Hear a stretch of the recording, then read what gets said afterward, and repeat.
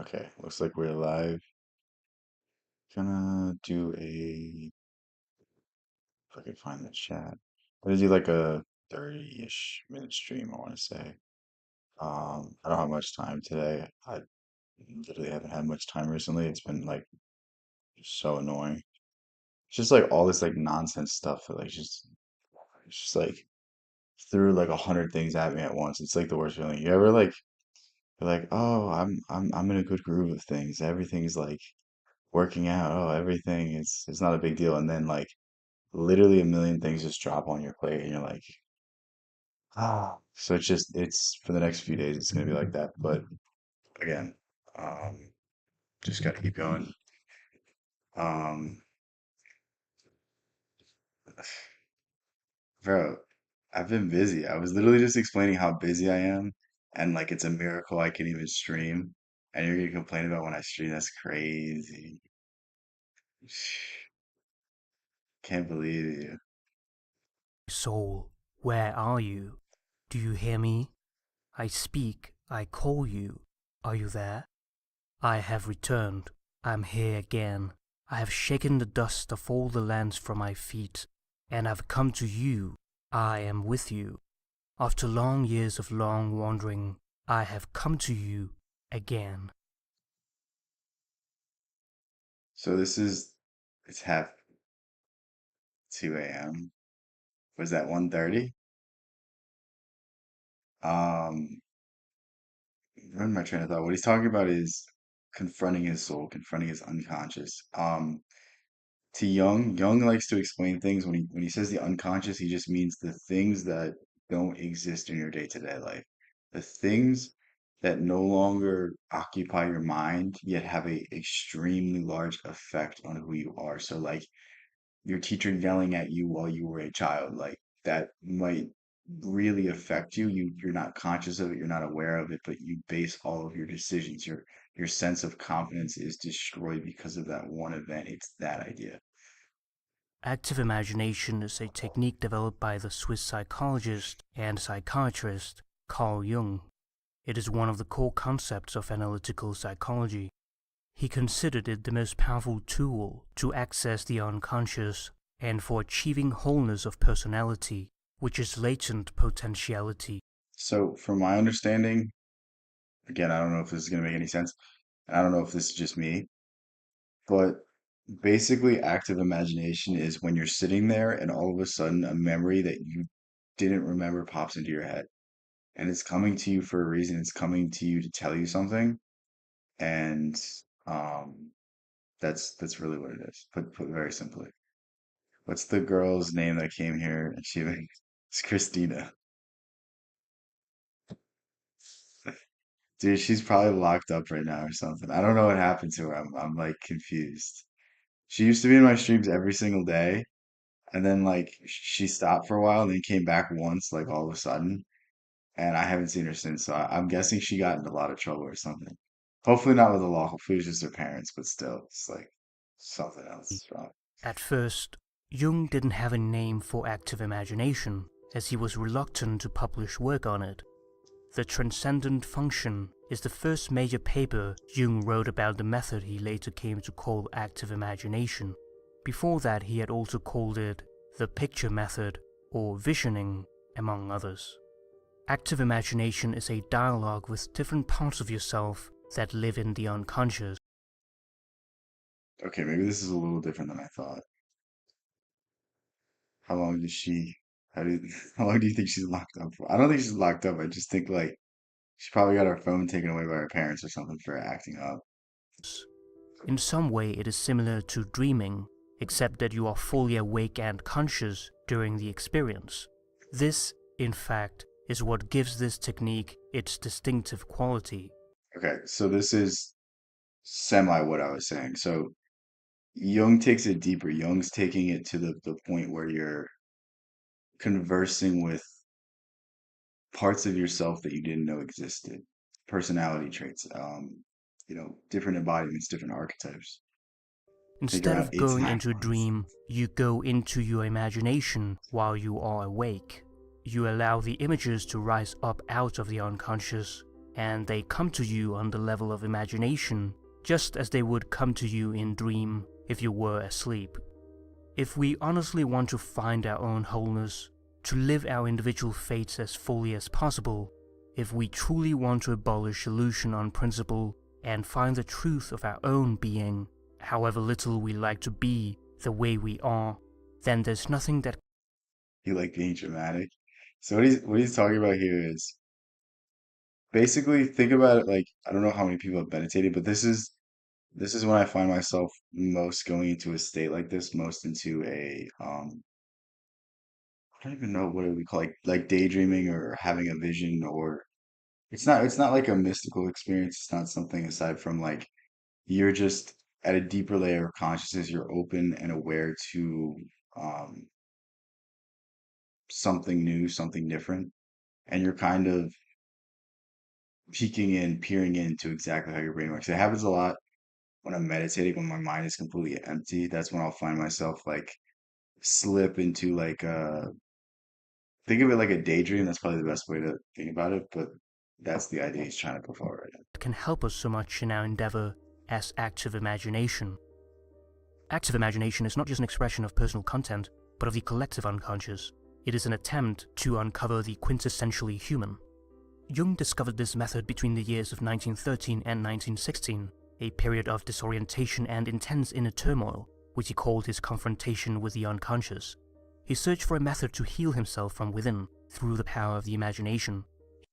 So Jung's entire Red Book is basically him having like visions or daydreams, or some people think it's like other stuff. Some people think it's absolute madness, but basically he attributes all of his great work to that one period of time where he basically self-described went to the depths of hell to confront his unconscious and bring the darkness to the light. Integrate the dark sides of yourself because this is one of the greatest analogies ever though. You can't have lightness without dark. You can't have darkness without light. And having one without the other is to be susceptible to the other. So think of the like oligarchs, think of the politicians, think of the people that are like utilitarians who are like willing to crack a few eggs to make an omelet, who are like willing to go to war for the sake of more power, who don't really view human life as human life. Like even if they're not your citizens, you should still have a basic respect for them. And it's like it's a very weird idea that like your selfish needs, your selfish desires are above the desires of other people. And it's that's what happens when you don't recognize your ability, your capability for darkness. You have like the Luciferian element of evil. I like to break it up into this Satan or Saturn and Lucifer, the light bringer. So like there's the beastly nature of man, there's like the pure madness, pure violent acts that are just out of rage, and then there's like this sophisticated violence, like the generals all sitting, having dinner together after their soldiers were fighting each other. It's that idea. He wrote, "It was during Advent of the year 1913, December 12, to be exact, I resolved upon the decisive step. I was sitting at my desk once more, thinking over my fears. Then I let myself drop. Suddenly it was as though the ground literally gave way beneath my feet, and I plunged into the dark depths." After his vision where he met with strange figures of his imagination in a dark cave, he became covered in imaginative blood. A thick jet of it leaped up, and he felt nauseated. He continued to see fantasies in which blood was a recurring theme, including thousands of dead bodies and the whole sea turning into blood. This was just before the outbreak of the First World War. The culmination It seems like he almost in some way predicted it. It's a very weird like speculation. He wasn't too when you read the Red Book, you're like given the indication that he had like inklings that something was going to happen, but he wasn't willing to commit to it, but he knew something was wrong. of Jung's experience with active imagination is presented in his Black Books, written between 1913 and 1932.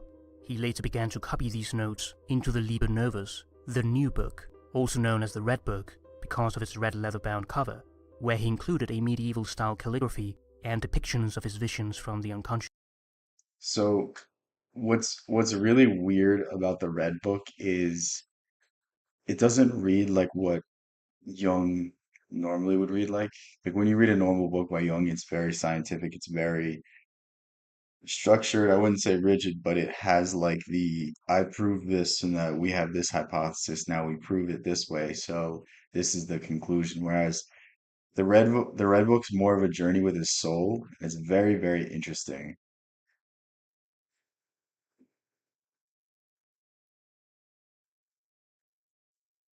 I, I don't know the second name, but what's up, Hypnotio? How's everything? I was trying to read it and I'm like, I don't know what that word is. Ari, man? How do you say that? conscious. This book he showed only to a few of his trusted friends. It was only around 50 years after his death that the Red Book was published in 2009. Jung delved into an imaginative venture which he referred to as his most difficult experiment, and stated that, to the superficial observer, it will appear like madness. It was not, however, an illness, but a conscious and deliberate experiment. Jung remained firmly grounded in the So I'm pretty sure that's how he starts and ends it. He's like, to a normal observer, this would be madness, but to me, it's the reason for all of my success. And it's really interesting because the Jung did the thing that Freud wasn't willing to do. Freud wasn't willing to analyze himself. Freud wasn't willing to dive down to the depths of his soul to overcome his own biases. Because that's really what Jung is doing here. Jung understood that, like, to become the best doctor he could be, he must be completely egoless. He must be completely unbiased when it comes to dealing with his patients. And thus, he healed himself before he could heal other people. Because how can I judge your psyche? How can I judge what's going on with you if I struggle with the same issues? It's like you will shade yourself with your own biases. This is why Freud was so obsessed with the psychosexual theory. Like Freud was so obsessed with the idea of phallic objects in dreams, and then his daughter calls him out. That's a really funny story I'll tell right now. But basically, to sum up Freud perfectly, he was so willing to judge others but not judge himself. And this comes from probably deep-seated insecurities, deep-seated issues. And he wasn't willing to be analyzed because he didn't want to be questioned. He didn't want his authority and his status and his role in the psychologist community to be at all diminished. So he wasn't willing to look into himself. And there was a really funny incident that just shows how stubborn, how unwilling to analyze himself he was, that he's telling his daughter that any phallic object in a dream is repressed homosexuality. And then his daughter goes, didn't you tell me about a dream you had with a cigar? And he goes, sometimes a cigar is just a cigar. It's just such a funny story, but like that sums it up, and that's the entire purpose of why Jung wrote the Red Book. It's because he saw the things wrong with himself, and he thought it was unfair to teach other people, to show other people, to guide other people without first dealing with his own issues, with his own insecurities, with the things that he struggled with most. world with his family and his work as a psychologist, and so did not become overpowered by his unconscious. He began conversations with forces that were not himself, but rather archetypes of the collective unconscious. He saw what he called the mythopoeic imagination as the intermediary between consciousness and the unconscious, both personal unconscious and collective unconscious. What's Alchemy up, played a key AMP? role in Jung's understanding of the psyche. At first he disregarded it as indecipherable nonsense, but he soon realized that the strange symbols present in alchemy came from the same source he was investigating. So this is what you see in Jung's book Psychology and Alchemy. Basically, the same symbols will reappear in people's dreams to show their progress and how far on the process of individuation they are. And it's a really weird phenomenon, but it's a really interesting one as well because there's a reason why we see these universal themes. There's a reason why we see some of the same forms, some of the same animals and symbols in general across cultures that really didn't have any contact. And it's just because they hit at a certain fundamental element of humanity. And the better we can understand these symbols, the better we can understand ourselves. The unconscious. He continued studying it throughout his life. In his final great work, Mysterium Coniunctionis, I don't know if I've explained this, but symbols basically are feelings. Think of a symbol, think of a word. Um, Someone calls you ugly. that evokes a feeling. Someone says a color is red, you immediately know what that is. You immediately have a preconceived notion of it. It's a way to express things that we just accept. But like when you really break down symbols, when you really understand the power of symbols, you understand how much they hold power over us. Because this is what we see a lot with the ego. This is what we see a lot with how people self-define themselves. Like, what's the first conversation most people say? What's the first thing most people say in conversation? It's, oh, this is my job. This is this. I have this car. I do this. I did, like, you know what I mean? It's very limiting, and it's very restrictive. And symbols have the exact same hold over us. Symbols have the exact same power and control. Should read the first book of Enoch. I will at some point.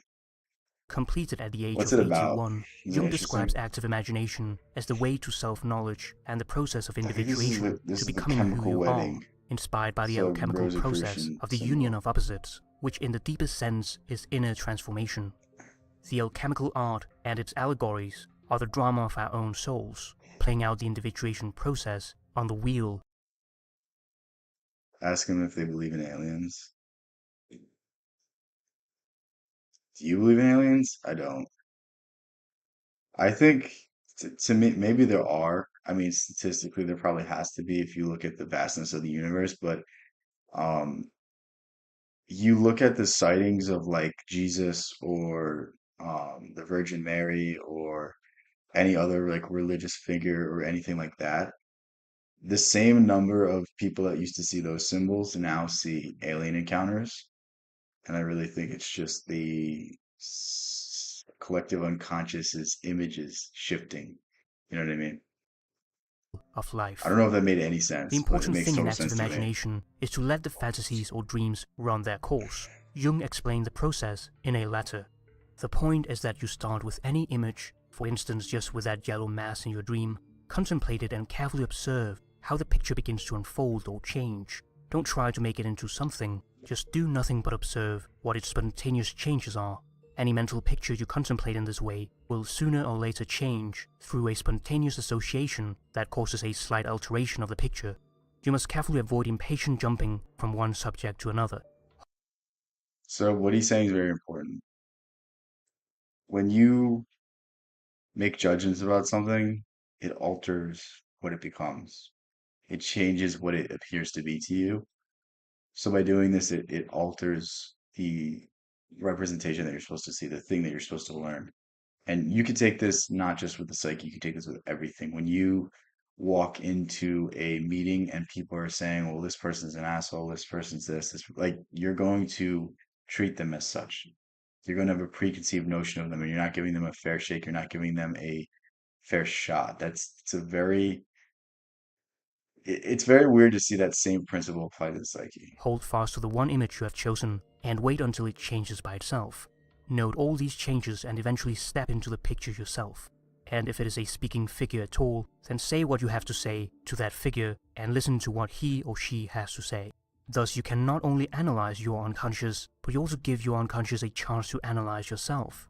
And therewith you gradually create the unity of conscious and unconscious, without which there is no individuation at all. Okay, that's like a lot of word salad there. Accept things for how they are. Don't try to make sense of things. Like, there's a big idea in dream analysis that like you have to understand the person really well before you can start making judgments because unless you understand who they are, unless you've understood what they experience, you're going to give a wrong interpretation of their dream and you're going to give them a wrong way to move forward, a wrong interpretation. This is the same thing. It's like be an active observer, but don't rush to conclusions. Allow things to be as they are. Allow things to express what they truly are. And it's just giving yourself a chance, giving your ideas a chance. And the unity of the unconscious and conscious literally just means integrating the traits that you have been allowing to lie dormant. So like if you're somebody who struggles to tell people in your life how much they mean to you, that's that's an unconscious trait. If you're someone that allows anger and rage to build up and you don't find an outlet for it, you don't find a way to express it, you don't find a good way to express it, that's your unconscious traits. It's think of the things that we push to the background for the sake of fitting in. That's the way to think about it. And it's so much deeper than just attributes, but it's the easiest way to think about it. Those eyes. Yeah, I mean, there's definitely stuff in that that's probably interesting, but I don't know. I would take it more allegorical than I would take it literal. But that's just me. When I For when I most interpret people, stuff, the it's difficulty it's it's all symbolic. It's all philosophical. None of it's really concrete. That's just me, but is in getting the active imagination started. However, there is a fundamental precaution that everyone must take before starting active imagination. Some people may be subject to being so totally possessed by the flow of images that they can't pull out of it. Their minds get lost in the realm of fantasy and can't find the way back to the here and now of the ordinary world. The unconscious is powerful, and if we are going to approach it, we must do so with respect and care. Though it is a solitary experiment, it is advisable to have someone close to you in the beginning, in case you become overwhelmed by the imagination, or to consult a competent Jungian analyst before undertaking this technique. In his book, Inner Work, Using Dreams and Active Imagination for Personal Growth, the American author and Jungian analyst Robert A. Johnson gives us a guide on I'll read this book because I am not sure if I've like experienced what they're talking about now. Because I literally thought active imagination was when something from your past, some image just pops into your head and like understanding that. But I'm thinking it's something different. how to do inner work, direct ways to approach the unconscious through dreams and active imagination, and discover the hidden depths of our personality, enriching our lives. We will be focusing specifically on how to approach our inner self through active imagination. Although Jung held dreams in high regard, he considered active Hmm. imagination to be an even more effective path to the unconscious. The difference is this: when you dream, you receive signals from the unconscious, but the conscious mind does not participate. Who's the author?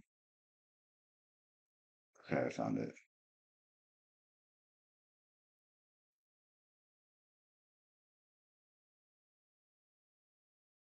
Okay, I just scored it out. That's what I'm thinking. I thought it was much like less significant. I thought it was more so like a kind of meditative trance-like state, but I'm guessing it's deeper than that.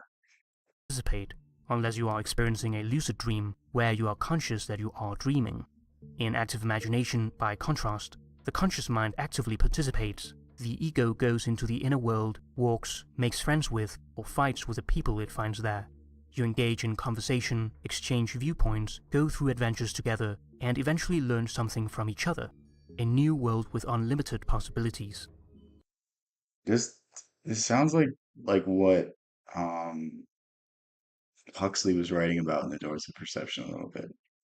That's what it kind of seems like to me. It kind of seems like changing your conception, getting past your ego, understanding the deeper layers of your consciousness. The events Very take weird place though. on the imaginative level, which is neither conscious nor unconscious, but a meeting place, a common ground where both meet on equal terms. It gives rise to the transcendent function, the self, that stands as the synthesis of the two opposites. Active imagination is different from ordinary passive fantasy. This is daydreaming. It is sitting and merely watching the stream of fantasy that goes on in the back of your mind as though you were at a movie. You do not consciously participate, and thus it is a waste of energy Okay. Okay, I see what you're saying. Okay, I'm really interested in this idea now. I thought this was something different. because the issues do not get resolved. The I must enter into the imaginative act as intensely as it would if it were an external physical experience. Robert gives an example of a woman who was repainting her house and was unable to sleep because of her obsession with the different colors and designs. She became irritated toward her husband, who couldn't understand her. One night, she entered into a dialogue with an inner being by expressing her mood. JA refers to an androgynous Japanese artist, and E refers to her ego. I am afraid. Afraid of what? I'm afraid This is like this is one of the most out there ideas I've ever like Like it's interesting. I definitely see I definitely see where this could show you everything you need to know about yourself, but I think I think when you start saying stuff like this, you're gonna like sound crazy to most people. This is again, this is most likely why Jung waited his entire life, actually waited 50 years till after he died to finally release this book because it seems like something that if he had released while he was alive, maybe he would not be seen in the same light. Like this is something that's so weird and out there that it's not going to be understood by most people, and thus it's going to erase all the other good work that he's done, which I think most likely is his intention. But if you approach this and you understand the poetic nature of things, like I mean, there's even some evidence that Dostoevsky did something like this. Like Dostoevsky used to walk around the streets of Russia chanting and saying all of the lines of his novels to himself, and he would act out the different voices. And it's like, it's probably something similar. I bet you he was imagining in his head and having these conversations. Like maybe it was purely stream of conscious. I think it's an interesting idea. You also see elements of this in um, what's the I can't remember what the chapter is, but in Ulysses, Leopold Bloom is having a discussion with himself, and he basically goes through this entire journey of becoming martyred, and it's like almost exactly what's being described here. Very Day that I interesting. will be locked up again. Locked up? There are rarely any opportunities for me to express myself. It seems I must work very fast and intensely while the door is open to me. Soon it will be over and I'll be locked up again. I begin to see what you mean. In my life there have been very few outlets provided for you, so few that I hardly knew you existed. The culture I live in doesn't provide any place for you, and I have not stood separately from my culture in this matter to provide for you. You do it when you're working on hard problems. So, like, is it how like lucid of an experience is it? Is it like are you just in the room you're in and you're just imagining the voice, or you see something like you know what I mean? Like, I like explain. I'm interested to hear your process because these ideas are interesting. That is true. I feel that I've been starving. This may be my only opportunity. In the aftermath of this active imagination, this woman found a new world opening to her. She had been so tied up with mental work, thinking, analyzing, productivity, that there was no room in her life for the realm of physical beauty. She talked to this inner Japanese artist figure regularly. She started spending time working in her garden or at the ceramics workshop, and in other physical or artistic activities that put her in contact with earthly feminine values. By honoring this part of herself, So there's an interesting idea that I was thinking about the other day. It's like we like to attribute forces of nature to science, but the Greeks, the Romans, they would attribute the forces of nature to these humanoid forms. And it's almost because there's like a conscious control of it. It's almost because there's like something that goes to it. There's almost like an archetype that we imagine. Like think when we say Mother Nature, it's like there's an archetype that we're talking about. There's a collective image. We see that as like a feminine force, a feminine like it's is it you know what I mean? Is I don't know if I can explain it properly right now, but she derived a deep satisfaction, a knowledge that she's nourishing a part of herself that was starving before. Her sense of who she is had become amplified. Robert had a patient who made up all his active imagination week after week just to make a fool out of him. He revealed this the last day. Robert looked at him, and the patient's triumphant expression changed slowly to that's one of interesting. horror. Okay. Tears came to his eyes. He cursed and realized So is it when you say subvocal, it's just like I hate to say like voice in your head, but like it's have you ever been in like have you ever done something and you're like, oh, I want to quit, and then like the next second you're like, no, you got to keep going. Like, is it like that, or is it something else?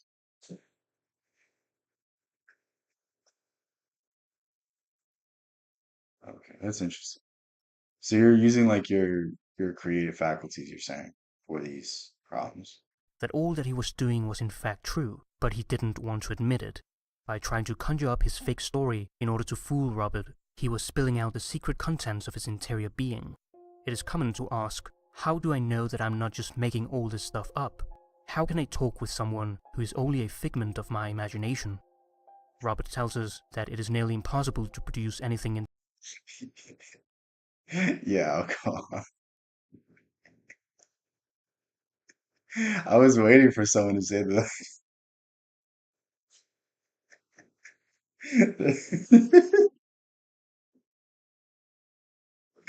Yeah, it would be hilarious if Young literally was just drinking alcohol, like talking about his experience. the imagination that is not an authentic representation of something in the unconscious.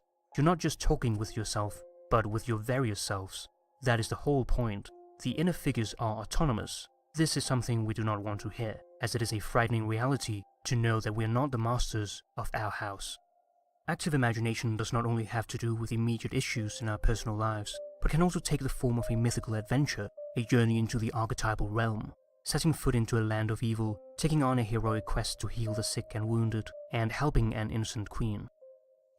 So I mean, this is really interesting. I need to read up more on this. I thought I understood it, but I'm guessing it's much deeper than I thought. But basically, what's weird about this is kind of what Crowley um set out to experience throughout his whole life. Like Crowley was someone that was like half convinced he was summoning things, half convinced he was talking to figments of his own imagination, and it's it's very very similar to that in a sense. It's very similar to like the experiences that he was having. This is weird. This is interesting stuff. And the problem with this is like I don't think you'll ever understand it unless you go through it yourself. So I don't think it's I really don't know what to say about it. But I don't even know what time is it? 10 o'clock. Be careful not to have a psychotic break. I'll be fine. Yeah, I'll make my friend that's like was crazy a few months ago try to do this with me. No, I don't even think I'm gonna do this. It's just interesting because it's like I read the Red Book and I was like I don't know. It's things that are just very hard to explain and things that are like kind of beyond comprehension that is being talked about right now. I mean, if you think about how your mind works and the depth of your experience, like how could you ever quantify that? Demons are afraid of those without fear. I mean, it's like in the end, you have to like willingly succumb. Like it's not they don't have free will. You have to allow them to take control. So I mean, that's what it says. I don't know. Who knows? Who knows the actual truth of it? But they also lie to you. Yeah, I don't trust anyone, so I'll be fine. I gotta study for something tomorrow. So why give them any attention? Yeah, I feel like I've tried to voice that opinion several times, but that's the best way to put it. It's like, I mean, most people like fear the devil like it's, chasing them down the road, but like the more focus and the more energy you put to the devil, the more it becomes apparent to you, the more it becomes a controlling factor, and the more it tempts you. You know what I mean? We might not be talking about the same thing. I have no idea what we're talking about at this point. I'm trying. This is a very like out there topic. You know what I mean? No, I know what you're saying though, Caitlin. I'm just joking. But yeah, I gotta go do something. Unfortunately, I want to stay later, but yeah. Don't fear, it's the enemy. Yes, yes. Living in fear is the worst thing you can do. Love you guys so much. Thank you guys so much. I'll catch you in the next one.